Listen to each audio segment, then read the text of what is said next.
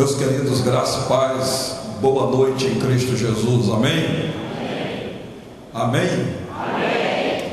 Bata no ombro do seu irmão aí e diga: é hoje que Deus vai fazer uma coisa linda na sua vida.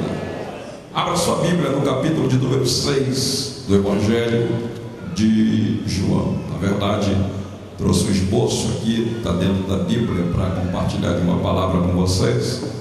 Mas devido à exiguidade do tempo nessa noite, eu mudei totalmente a mensagem, mas acredito que Deus está nesse negócio.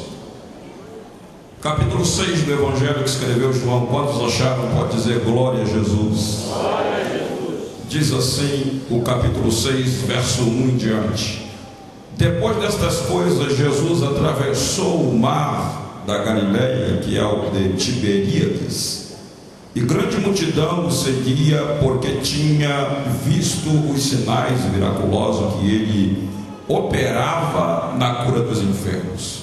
Então Jesus subiu ao monte, assentou-se ali com os seus discípulos. A Páscoa, a festa dos judeus, estava próxima.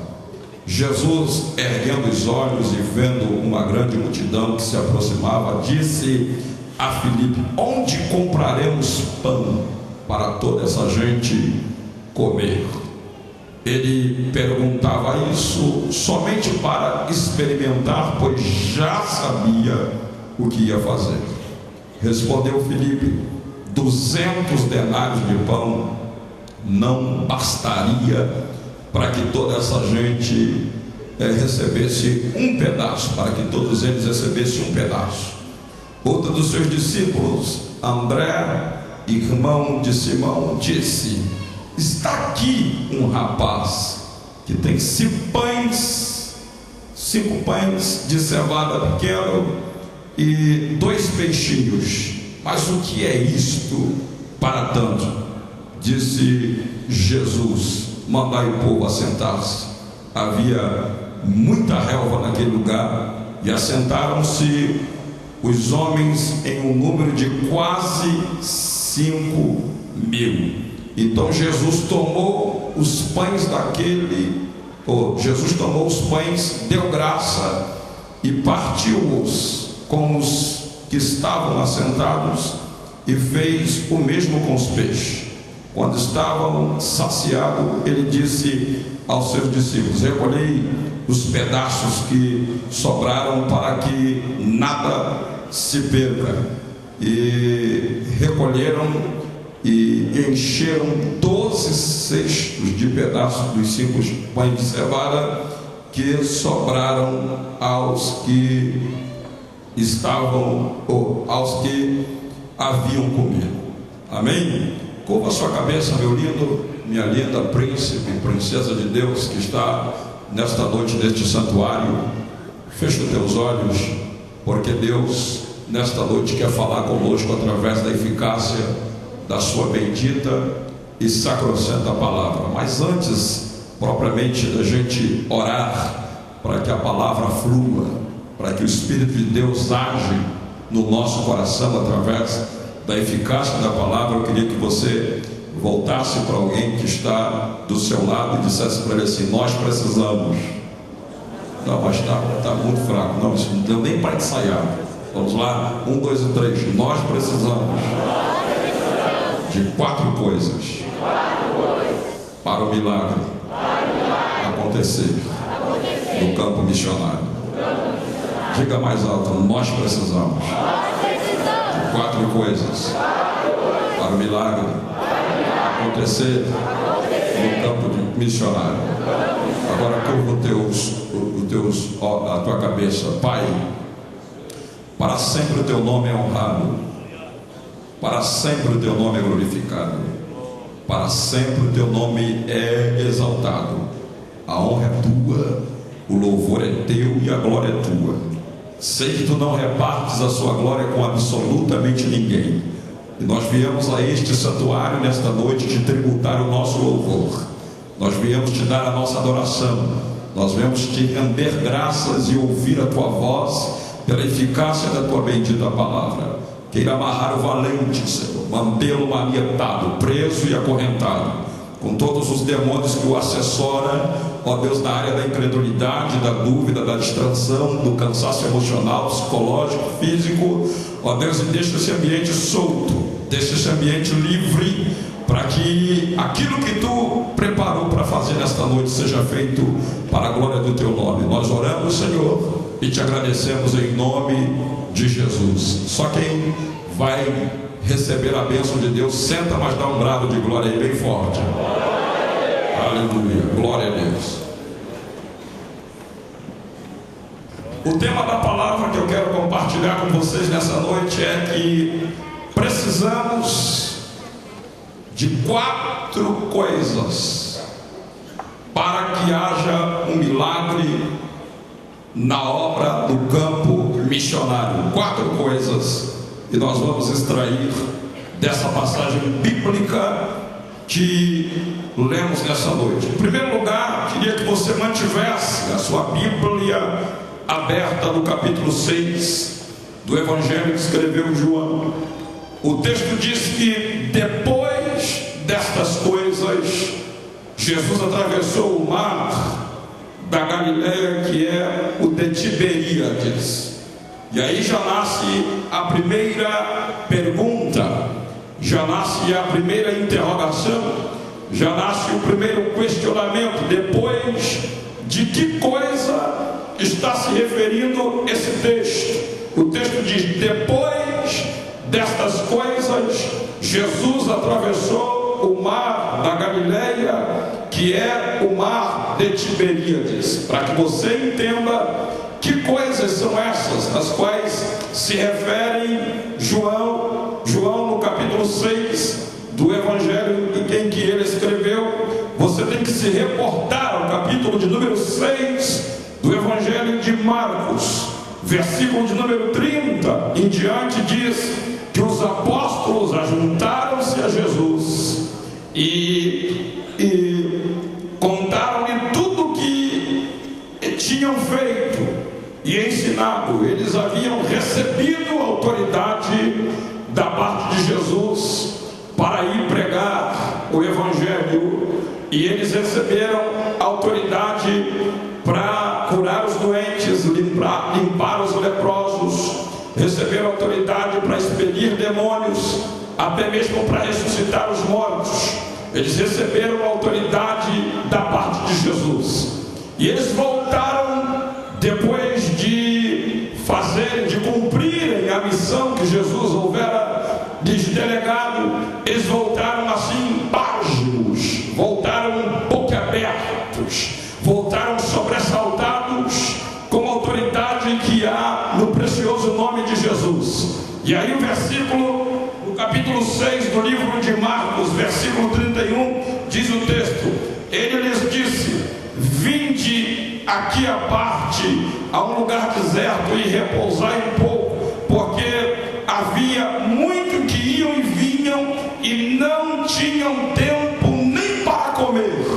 Eles estavam tão embriagados, eles estavam tão cheios daquela unção que Jesus havia liberado sobre a vida deles, para eles curar os enfermos, para eles expelirem os demônios, para eles libertarem os cativos e os oprimidos, que eles já faziam alguns dias que não tinham nem tempo para parar, para comer e beber. E Jesus, como era um ser humano de pele, carne, osso e músculo, igual a mim, igual a você, Jesus teve sede, Jesus sentiu sono, Jesus na verdade também ficava cansado, como qualquer ser humano fica nos dias de hoje. E Jesus, percebendo que eles estavam exaustos, Jesus percebendo que eles estavam precisando de dar uma descansada, Jesus chamou eles para irem a um lugar à parte, um lugar deserto, um lugar solitário, aonde eles pudessem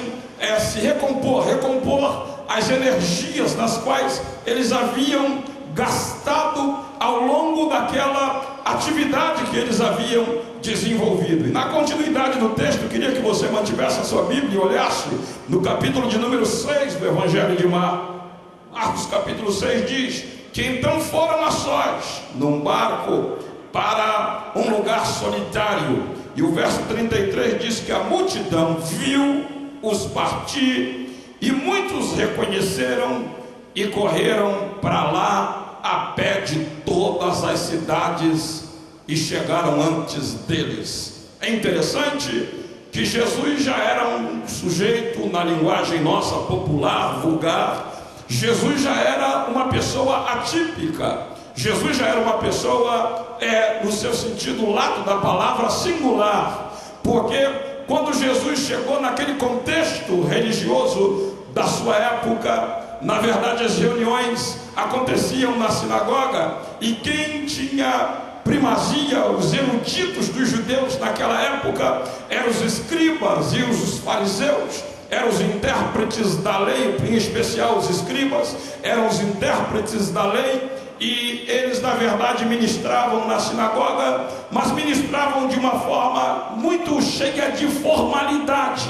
E na verdade a palavra que eles ministravam parecia que não era nem palavra de Deus, por causa da formalidade, por causa do protocolo que eles na verdade ministravam a palavra de Deus. E apareceu Jesus de uma forma distinta, e a Bíblia diz que quando ele falava, a sua palavra era uma palavra diferente da dos escribas, era diferente da dos fariseus, porque ele falava como quem tem autoridade. Então Jesus já impactava as pessoas pela eficácia das suas ministrações, pela eficácia da sua palavra. Fora isso, Jesus tinha uma autoridade excepcional para expelir demônios, para curar enfermos, para ressuscitar mortos, para multiplicar pães e peixes, para transformar a água em vinho, e até o vento e o mar obedecia Jesus quando na verdade ele ministrava ali na Palestina. Então Jesus se tornou uma pessoa altamente popular, mas no mesmo tempo ele nunca ficava sozinho em algum lugar, porque as pessoas queriam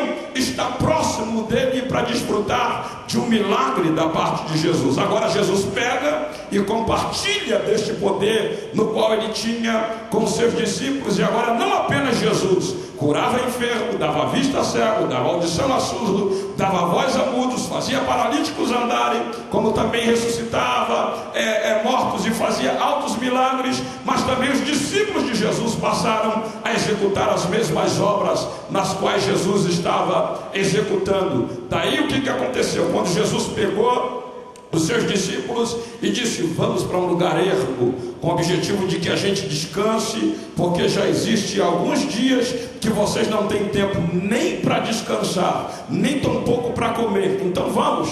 Mas aí quando eles entram no barco e resolvem irem para um lugar solitário com o objetivo de descansar, a multidão olhou e percebeu que eles estavam indo para este lugar, e diz a Bíblia que de todas as cidades, a pé, eles foram correndo e chegaram no local antes propriamente de Jesus chegar com os seus discípulos. E isso me chama a atenção, isso deve chamar a sua atenção, meu nobre, minha nobre, meu querido, minha querida, príncipe, princesa de Deus que está neste santuário nesta noite. Isso deve chamar a nossa atenção, que se nós não tivermos a graça de Deus, se nós não tivermos a unção de Deus, se nós não nos envolvermos debaixo de uma autoridade espiritual para desenvolver a nossa vocação, a nossa chamada na missão que Deus nos delegou, nós vamos na verdade se sentir frustrados,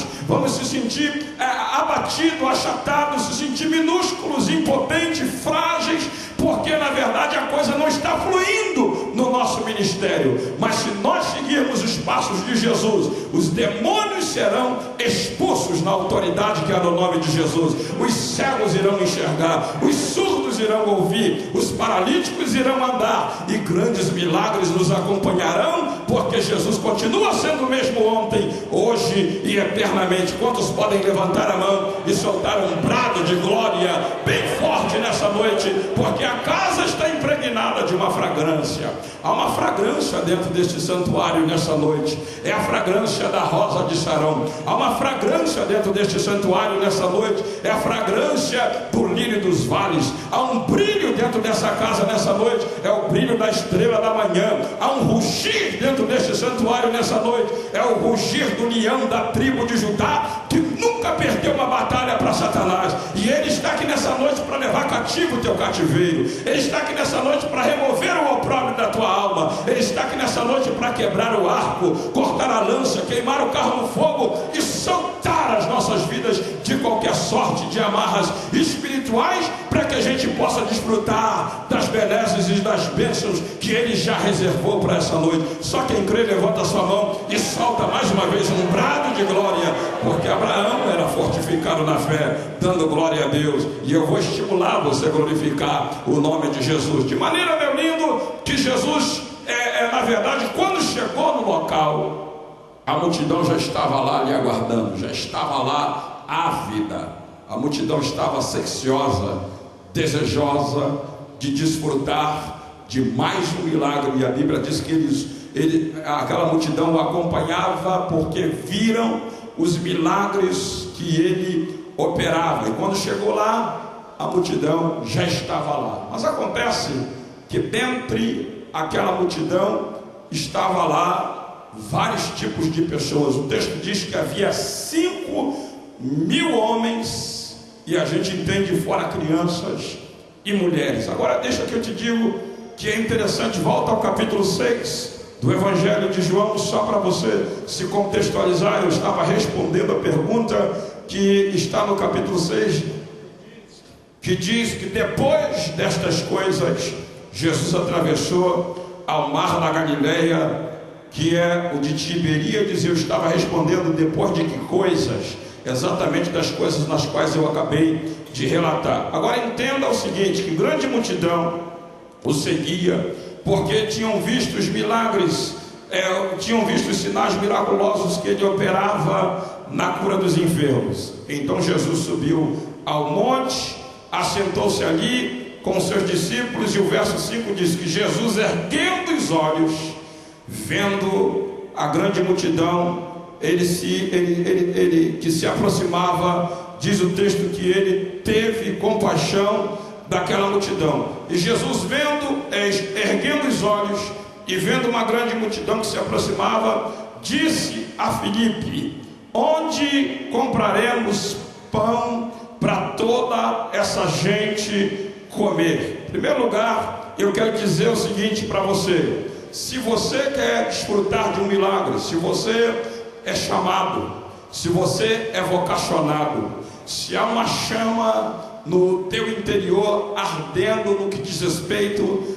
à comissão e missão que Jesus delegou à igreja de pregar o Evangelho a toda criatura. Jesus disse: ide a todas as nações e fazeis discípulos de todos os povos. Se há uma chama no teu peito, se você sente que você é vocacionado, se você sente que você é chamado, se você veio nesta conferência, neste congresso missionário, na perspectiva de que Deus, na verdade, iluminasse os olhos do teu entendimento, aguçasse os seus sentidos espirituais, aguçasse a sua percepção de reino, para Deus confirmar a sua vocação quanto uma obra que Ele tem para realizar na sua vida, eu quero te dar a primeira senha nessa noite. Em primeiro lugar, Jesus chega e diz ao Filipe assim: onde compraremos pães para toda essa gente comer?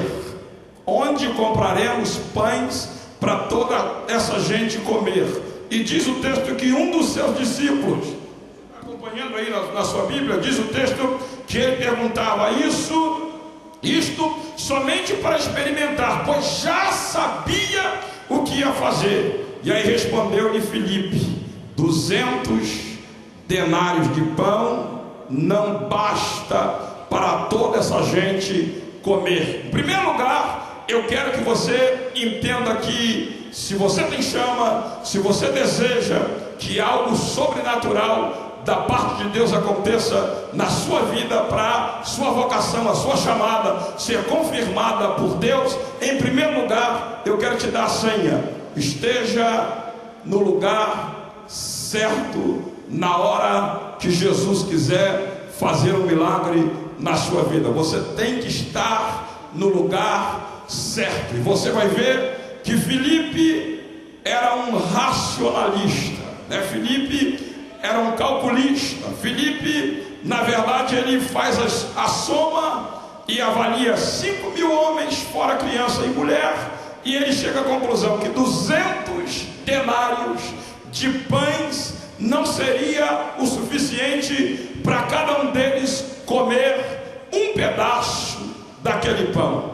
Mas a Bíblia diz que o seu irmão André descobre que dentre aquela multidão havia um menino que tinha 5 pães pequenos de cevada, e ele tinha também quantos peixes?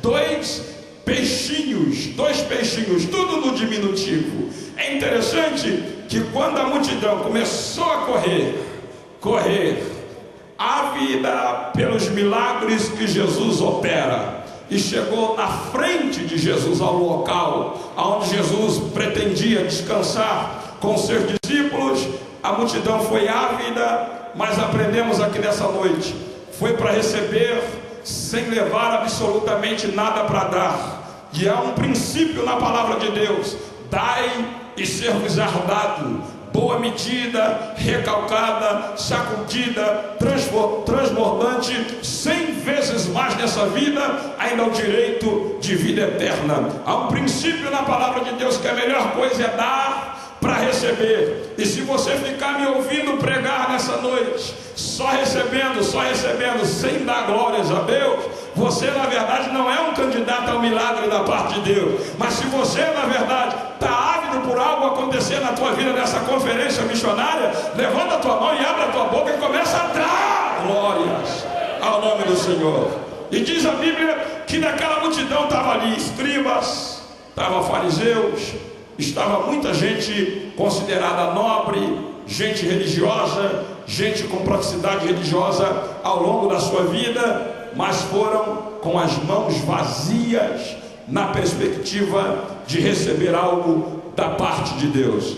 Mas diz a Bíblia que esse menino, eu estou conjecturando, que quando ele viu aquela multidão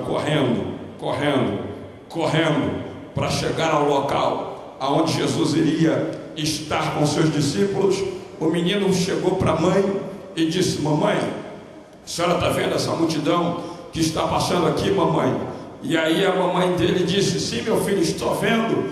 Mamãe, é o seguinte, a senhora não já ouviu falar no Jesus de Nazaré, que dá audição a surdos, que dá voz a mudos, que faz paralíticos andar, que multiplica pães e peixes, que transforma água em vinho, que até o vento e o mar obedece a sua voz, mamãe? Mamãe, a senhora não ouviu falar que Jesus de Nazaré pegou uma criança e colocou no centro das atenções dos religiosos e disse que quem não se fizesse como uma criança não iria herdar o reino de Deus? Mamãe, a senhora não se lembra que Jesus de Nazaré um dia chamou todas as crianças e impôs as mãos sobre a cabeça das crianças e as abençoara? Mamãe, olha, mamãe, deixa eu ir, eu preciso vê-lo de perto, eu preciso ouvi-lo, eu preciso, porque a despeito da minha idade eu amo Jesus e eu gostaria de estar próximo dele. E a mãe se compadeceu do menino e disse: tá bom, meu filho, você vá com cuidado,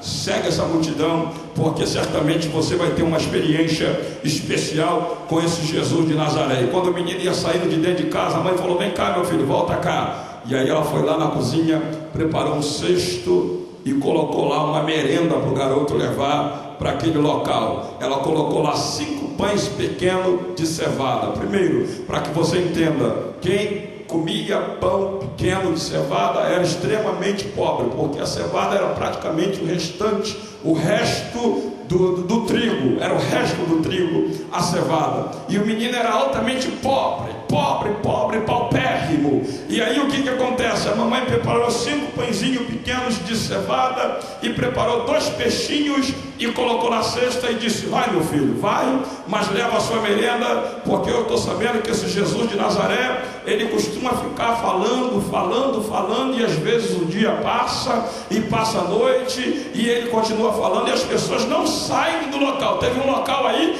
que ele ficou 3 dias ministrando, meu filho, então vá e leva a sua merenda. E aí o menino foi e levou a sua merenda. Só que acontece que não basta você trazer algo para a casa de Deus, porque às vezes você traz algo para a casa de Deus, a sua oferta, você traz para a casa de Deus a sua semente para semear no reino de Deus, você traz o seu corpo, e a Bíblia diz, rogo-vos, irmãos, pela compaixão de Deus, que apresenteis os vossos corpos num sacrifício vivo, santo, agradável a Deus, que é o vosso culto racional. Você traz o seu corpo, você traz a sua inteligência, você traz o teu potencial, você traz o seu talento, você traz a sua disposição, você traz tudo para a casa de Deus. Mas acontece que você, a despeito de ter trazido tudo isso para a casa de Deus, se você estiver no lugar errado, na hora do milagre, você não vai desfrutar da bênção de Deus na tua vida. É necessário que você traga alguma coisa. Quantos trouxeram alguma coisa nessa noite? Levanta a sua mão se você trouxe alguma coisa. Eu estou dizendo, se você trouxe um glória, se você trouxe um aleluia, se você é um adorador que adora Deus em espírito e em verdade. Só existe uma coisa que Deus procura. Deus, vez por outra, levanta, vem ao parapeito da eternidade, ele dá uma olhadinha para a terra, e a Bíblia diz que ele procura os verdadeiros adoradores que o adoram em espírito e em verdade. Tem adorador aqui nessa noite? Quer Deus adorador? Levanta sua mão e solta aí um brado de glória, porque tu és adorador. Você não vem aqui para assistir o culto, você vem aqui para participar deste culto, você vem aqui para oferecer um culto de louvor e de adoração ao nome do Senhor e ouvir a voz de Deus através da eficácia da sua bendita palavra. De maneira que o menino chegou lá, e aí acontece, aonde que o menino vai ficar? Se o menino ficasse perto de Filipe, ele estava mal. Dificilmente ele ia desfrutar de um milagre na sua vida, porque Filipe era racional. Filipe era aquele tipo de crente calculista, aquele tipo de crente que vem na igreja e fica fazendo avaliação de tudo que acontece ao longo do culto. Ele repara a cor do sapato do pastor, a cor da gravata do pregador, ele anota todos os erros de português e teologicamente ele catuca o colega do lado e diz assim: ele falou isso, ele falou aquilo que não combina com isso, com aquilo, e aí o culto passa, todo mundo recebe a bênção do milagre e ele vai com as anotações dele fria, vazia e calculista para casa. Mas aqui não tem ninguém assim não, aqui só tem gente canela de fogo, que vem para adorar, que vem para glorificar, que vem para exaltar, que vem para magnificar e bendizer o nome do Senhor Jesus. Eu sinto uma unção forte nessa casa, queridos, e Deus não vai nos despedir dessa casa com as mãos vazias nessa noite. Ele haverá de nos levar de volta aos nossos lares com o milagre que nós desejamos na nossa vida. Aí o menino está lá, e daí Jesus pergunta: Filipe, vem cá, meu nobre, onde compraríamos pão para toda essa gente comer? E a Bíblia diz que Jesus já sabia o que ele ia fazer. Ele perguntava apenas para experimentá-lo. Ora, se Jesus perguntava apenas para experimentá-lo, é porque na verdade Jesus sabia a maneira como Filipe agia no que diz respeito a essas coisas. Vendo 5.000 homens, fora crianças e mulheres, e vendo o dia declinar, escurecer, e vendo que não havia nenhum tipo de mercado ou padaria, alguma coisa do gênero por perto, Jesus percebe isso e pergunta: Filipe, meu querido, onde compraremos pão para toda essa gente comer? E aí Filipe pega a calculadora, e aí ele pega a calculadora e começa a fazer as somas. Tarará, tarará, tarará, tarará. Olha, Senhor Jesus, 200 denários de pão não daria para cada uma dessas pessoas comerem um pedaço, que dirá um pão inteiro, um pedaço. E aí, já de imediato, André, olha a diferença, André olha o menino, e aonde que o menino está? No lugar certo, perto da pessoa certa. Escute isso. 4 coisas que eu disse que a gente precisa para ver milagres no campo missionário. Primeira coisa, está no lugar certo, na hora do seu milagre, na hora da confirmação da sua chamada, na hora da sua confirmação da sua vocação, na hora que a unção de Deus descer neste lugar, você tem que estar no lugar certo. E aí você tem que ter cuidado para não ficar perto da pessoa errada, porque assim como o fogo ele alastra e contagia, a friagem também contagia, a mornidão também contagia, entendeu? As pessoas nas quais murmuram, para que pedir tanto dinheiro nessa noite na obra de missionários? Isso contagia. Então fique no lugar certo, meu querido, e perto da pessoa certa. Olha para a pessoa que está do seu lado, se ela não abrir a boca e dar um glória, você sai de perto dela, porque isso contagia. Mas eu creio que a pessoa que está do teu lado é a pessoa certa. Levanta a tua mão aí, solta um breve.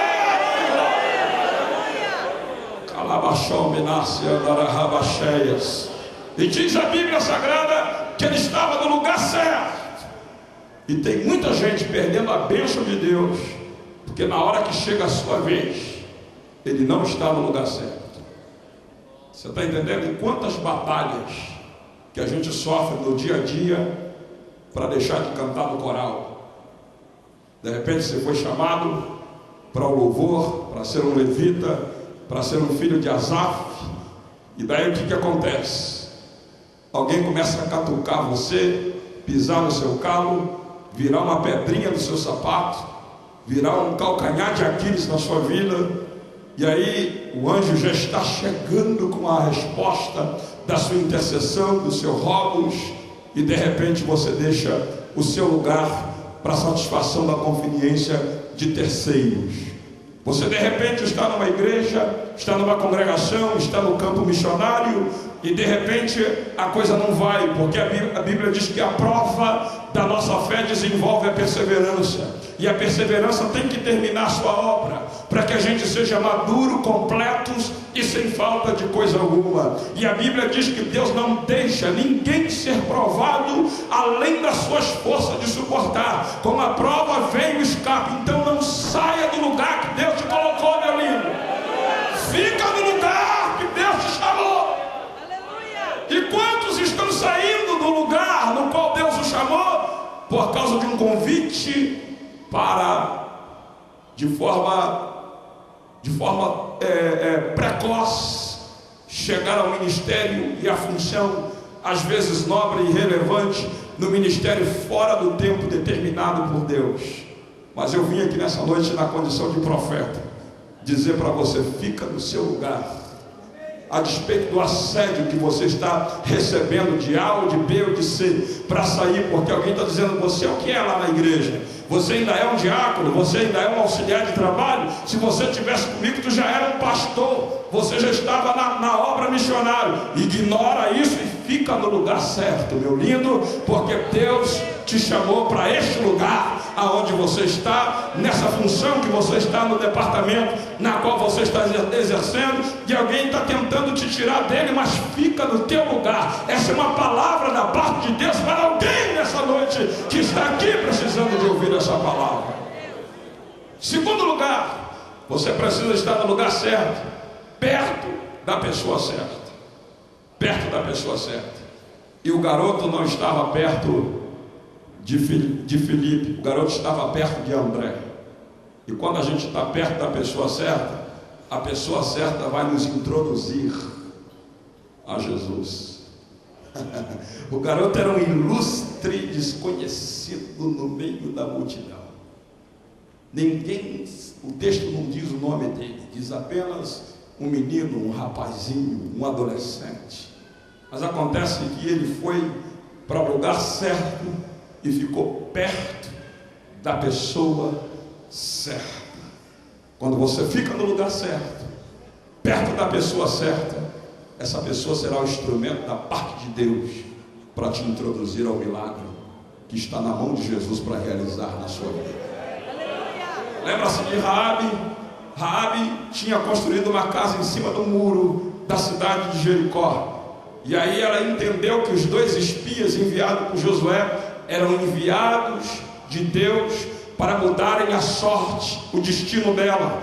É interessante que Raabe era uma favelada. Quem morava em cima do muro da cidade era exatamente como se morasse numa das piores favelas que você conhece, uma favela abaixo do nível de pobreza. E Raabe havia tido construído uma casa em cima das muralhas de Jericó. Aí ela ainda tinha 2 coisas agravantes: a sua profissão era prostituta, ela era prostituta, e em terceiro lugar era mulher, que na cultura oriental, tanto na grega quanto na judaica ou na cultura romana, era tratada com desdém, com descaso. E daí o que aconteceu? Ela entendeu que os 2 espias enviados por Josué, aqueles 2 espias eram enviados de Deus para mudarem a sorte dela, para mudarem o destino dela. A primeira coisa que você precisa aprender, que Deus tem as pessoas certas para colocarem no seu caminho, para colocar no seu caminho, para mudar o teu destino, para mudar a sua sorte, para te aconselhar, para te orientar, para te discipular, para você se tornar uma pessoa cheia do Espírito Santo, para você ver os seus sonhos, os seus ideais, a sua vocação, a sua chamada se realizar. E essa noite entenda isso, meu nobre, que Deus está falando com você nessa noite.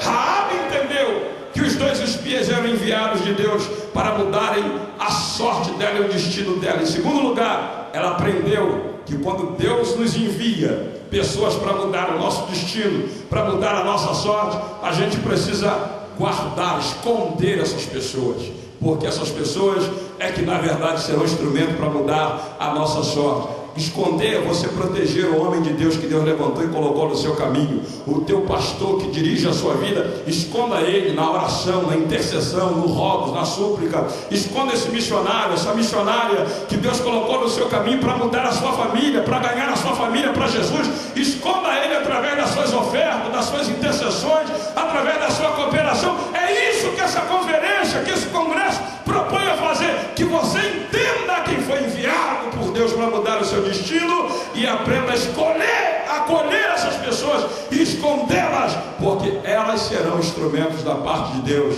para alterar processos na sua vida. Sabe o que aconteceu na vida de Raabe? Ela faz uma proposta para os espias e diz: olha, eu acolho vocês, mas com uma condição, de que vocês, na verdade, prometam para mim que vocês irão proteger o meu pai, proteger a minha mãe, proteger as minhas irmãs, proteger os meus irmãos, além de todos os bens que a família possui. Coisa linda, né?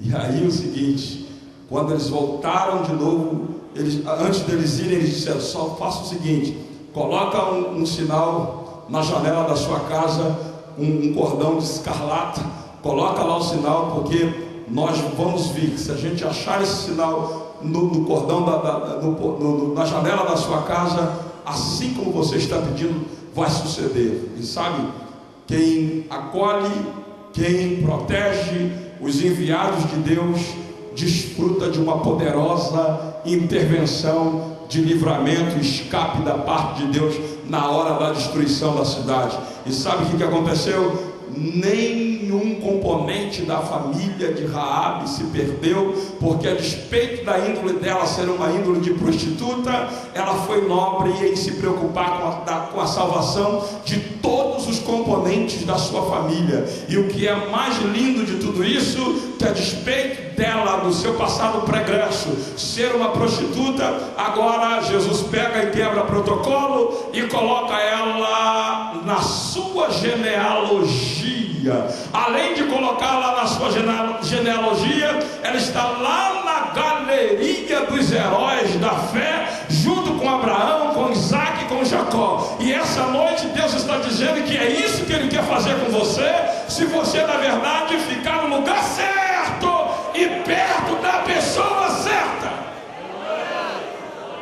Meu Deus, que coisa linda! entendendo o que Deus está fazendo nessa noite?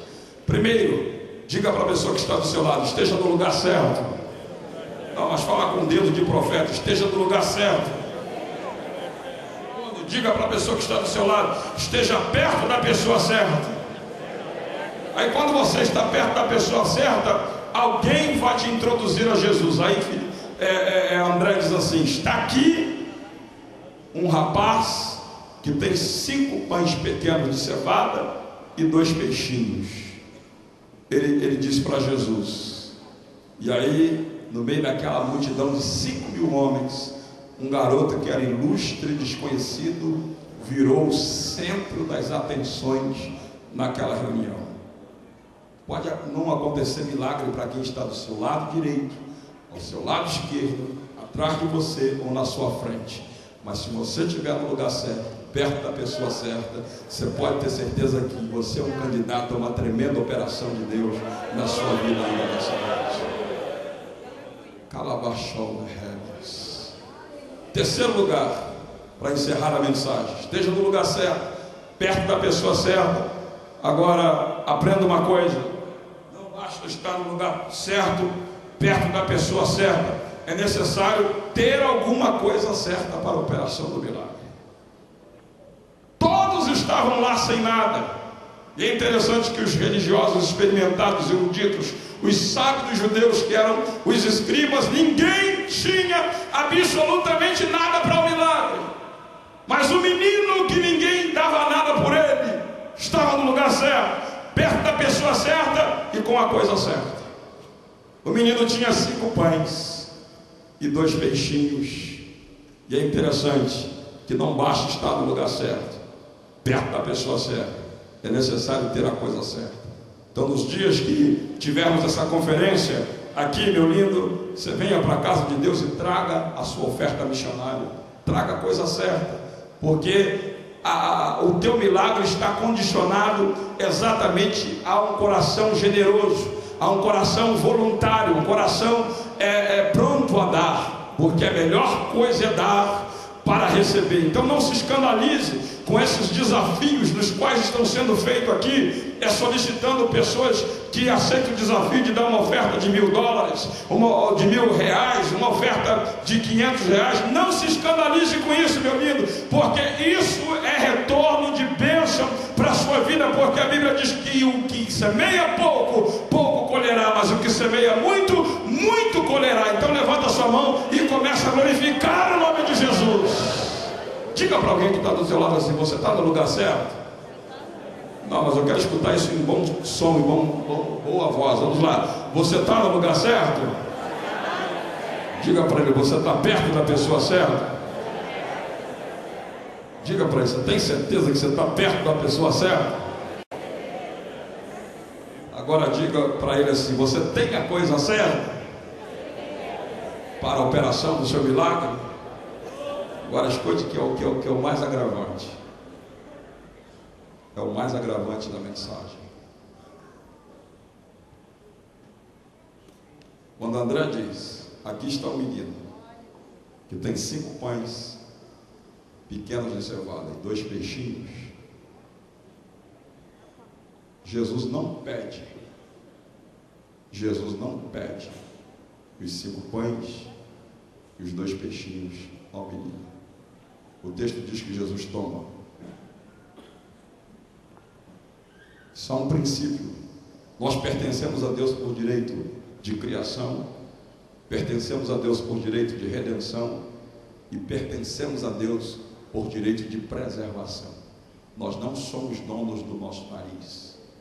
A Bíblia diz: não sabeis vós que o vosso corpo é templo do Espírito Santo, do qual habita em vós? Glorificai, pois, a Deus no vosso corpo e no vosso espírito, os quais pertencem a Deus. Por isso que estava na mão do menino, a despeito de aparentemente parecer que era dele, não era dele, era de Jesus. Só que 5 pães e 2 peixinhos, que Filipe fez o cálculo que não dava para uma pessoa comer um pedaço. 5 pães e 2 peixinhos na mão de Jesus, depois que ele der graça. Você não está entendendo, senão você tinha glorificado o nome de Jesus. 5